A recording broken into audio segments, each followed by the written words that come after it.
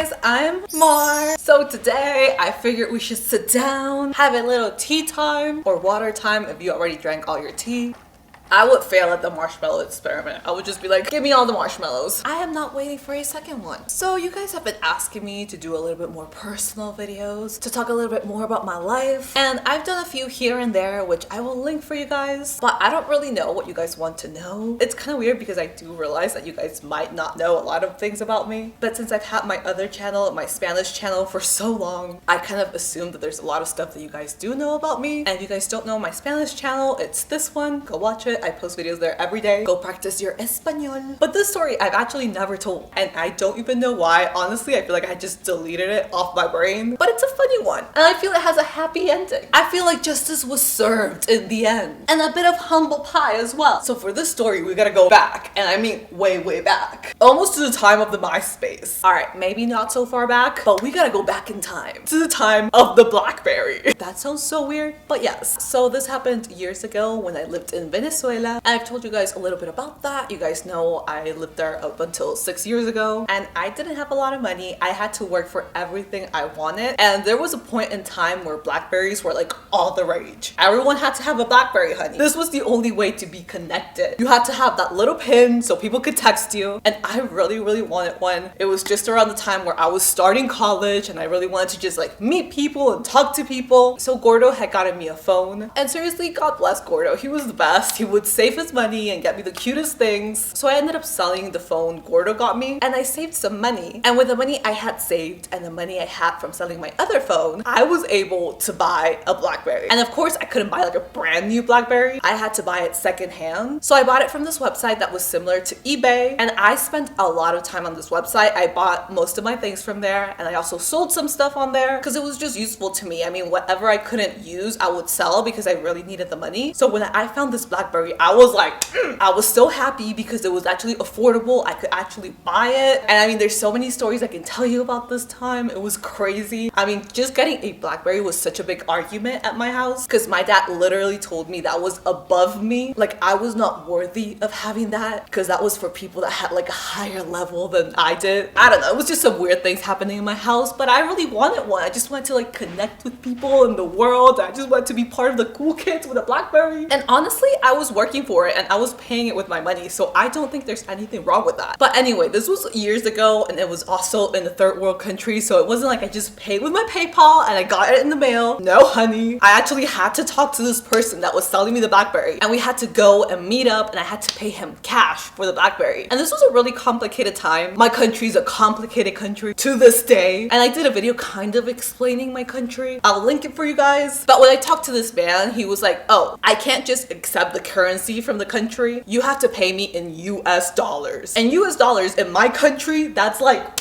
if you have a single dollar, it means you're balling. I mean, those are real hard to get. And I know to you guys that might sound weird, but that's just how it is. I've literally had someone open up their wallet and show me a $20 bill as a flex. $20! This man flexing with a $20 bill. That's how dumb these things were. So we had to find like some black market currency exchange, but I had to get this Blackberry because it was the cheapest one and I couldn't afford another one. So I was like, okay, I have to do all of this because this is the Blackberry for me. So I did it, and I met up with this guy where he said we should meet up. And I remember when we met up, the Blackberry was not in a Blackberry bag. It was not in a Blackberry box. It was in a real ugly, dirty box. And you meet up and you're kind of supposed to examine it and make sure everything's all right. You know, it's nice and tidy. And then you give this person the money. But he wouldn't just like let us touch it. He was just like showing us that everything was all right and like how it worked. And we were like, ooh, this technology now. So we need someone to teach us. And I remember when he was showing it to us, it had some random pictures,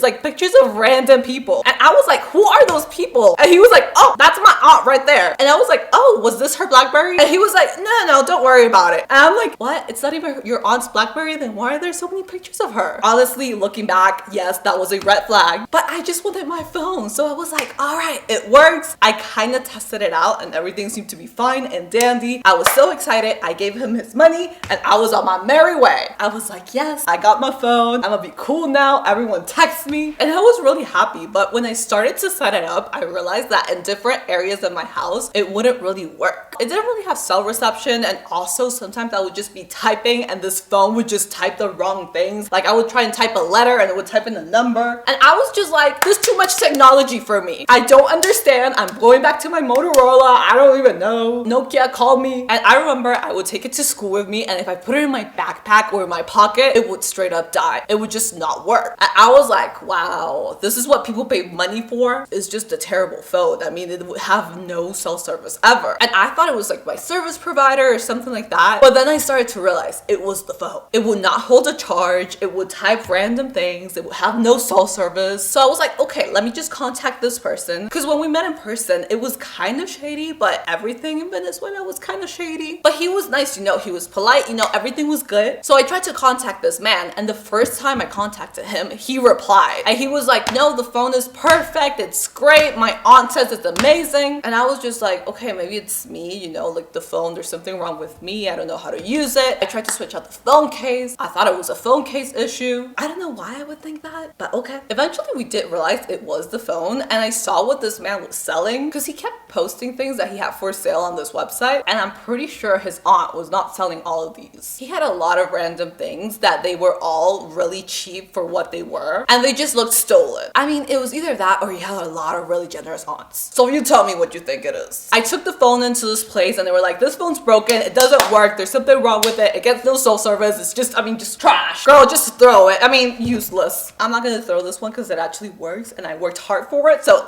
we keeping you here. And when I first got my phone, this guy had like 2 reviews, which were positive reviews, so I was like, okay, I mean, it's fine. But I never rated him, and by the time I actually ended up realizing my phone didn't work, he already had like 2 more bad reviews. So I was like, oh, I've been scammed. He never replied to my messages, but he had more stuff for sale. And one of the things he had for sale was a different BlackBerry, and that one was like the cheaper model, which to me was still expensive. It was a really nice phone, and I was just sure that was either stolen or it didn't work. I mean, something was gonna happen, but this was just a bad person doing bad things on the internet. And this was a time where I thought people were good, not only on the internet, but just everywhere. I was young, girl. I was full of hope. Clearly, this was not 2020. So I saw he had this phone for sale, and I was like, I mean, I wouldn't mind just a little bit of revenge. And all right, I'm not saying that what I did was okay. I'm not saying you guys should go and do this, but this is what I did. So we saw he was selling this other phone, and we were like, you know what? We're gonna buy it with a different account. You won't know it's us. So we're like, okay, let's get this phone, but let's not get it with actual money. What can we offer this person that's not money? And I remember I had this ring, and it looked so real, so beautiful, because this was a ring that I had gotten from a trip here to the US, and it was just one of those fantasy rings that was like, I don't know, just fake, but it looked so good. It looked so real. It looked like real gold, like a real diamond. It was a real nice fancy ring. And to you guys, that might be normal because you're like, oh, you can find those anywhere. I mean, just go to like Marshalls and you can find one. But in my country, that's usually not normal. If you see some like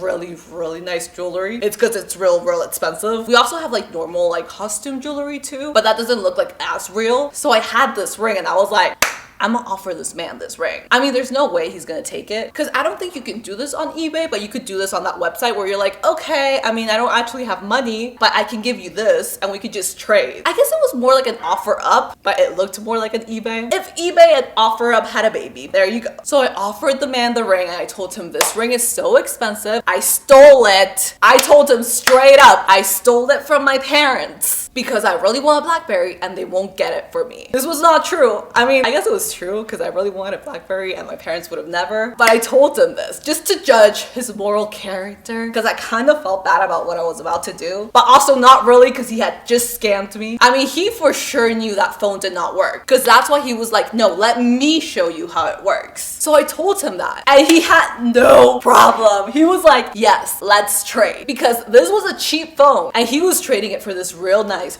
real expensive ring. So it was like, oh my God, this man is actually falling for this. Like, this man is actually about to trade me the phone I want for this random ring that's just laying here. Our only issue was that we couldn't actually go meet with him because he had already seen us face to face, but we ended up just asking a friend and we met like at the shopping mall and we just hung back while our friend did the whole trade. And I know this kind of sounds shady, but that was somewhat normal back then. And I don't know, if you're a seller and you care about what you're selling, wouldn't you be like, ooh, okay, this is a ring, right? Let me look at it, let me inspect it, let me make sure this is like an actual like thing. No, this man was just like, oh, looks good, real nice. And he just took it, he gave my friend the phone and was on his merry way. There was no inspection of the ring, there was no inspection of the phone. It was a very fast thing. Everything was done like that. And I was like, this phone for sure don't work. I mean, with the other phone that didn't work, it was a whole thing. I mean, I saw this man's fake aunt. So with this phone that we didn't even turn on, it's for sure not even gonna work. But the irony is that that phone did end up working and it was perfectly fine. I guess they stole a better one and he just didn't even care. He just took the ring and he was like, okay, it's all good. But then I wish the story ended here, but hell no. I was confused as to why this man just took the ring. I was like, oh, this was easy. I mean, we like scammed the scammer. It was great. Cause now we have a phone and we just gave him the ring, but the ring like really cost nothing. It was like 20 bucks maybe, which honestly it was kind of a lot, but it was way less than the phone. But then he put the ring up for sale with different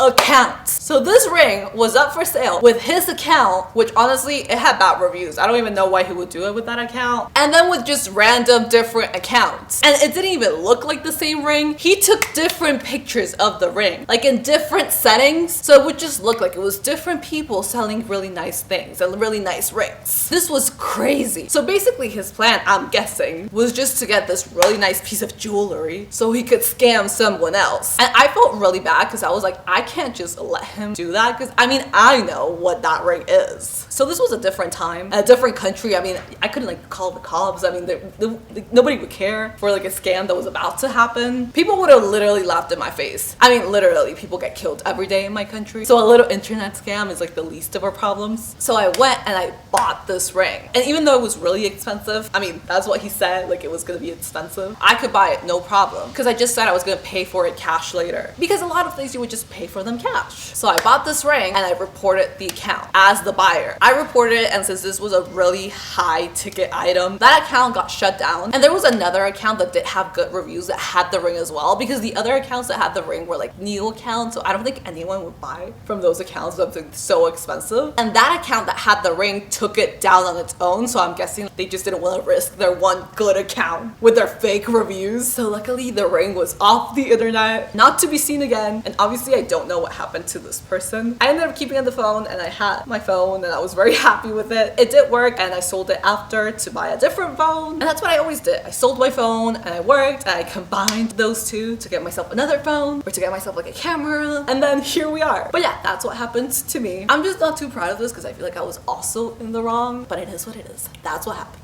But anyway, you guys, let me know if you have any questions or what other things you would like to know, and I'll tell you guys more stories. And yeah, thank you guys so much for watching. I'll see you on the next one.